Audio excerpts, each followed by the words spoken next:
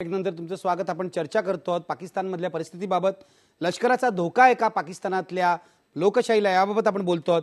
जतीन देसाई, मला तुम्हाला विचारायचं आहे, ब्रेकवर जाण्यापूर्वी राजेंद्र अभ्यंकर यांनी खूप महत्त्वाचा मुद्दा मांडला की पाकिस्तानचं लष्कर फक्त लष्कर नाही आपल्या लष्कराप्रमाणे, ते काहीतरी आर्थिक रोल अदा करतं, राजकीय रोल सुद्धा अदा करतं.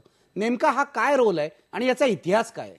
अभ्यंकरांनी सांगितलं ते खरं आहे की पाकिस्तानचं लष्कर भारतासारखं लष्कर नाही, त्यांचे बिझनेस इंटरेस्ट आहे.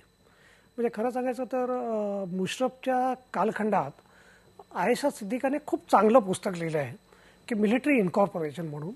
आणि त्यात की कशा स्वरूपानं आर्मीचे इंटरेस्ट बिझनेसमध्ये आहे. आणि आयशा सिद्दीकाला हे पुस्तक पाकिस्तानमध्ये रिलीज करता आलं नाही. म्हणजे ज्या दिवशी रिलीज करायचं होतं त्याच्या आदल्या दिवशी तिला कुठलाही हॉल मिळाला नाही, सगळीकडे बंदी आणण्यात आली आणि शेवटी आदल्या रात्री आयशा सिद्दीकाला पळून जावं लागलं. ती तेव्हा लंडनला गेली.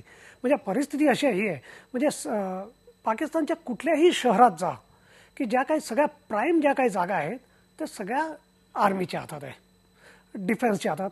म्हणजे पाकिस्तानमधल्या एखाद्या आर्मीने निवृत्त झाल्यानंतर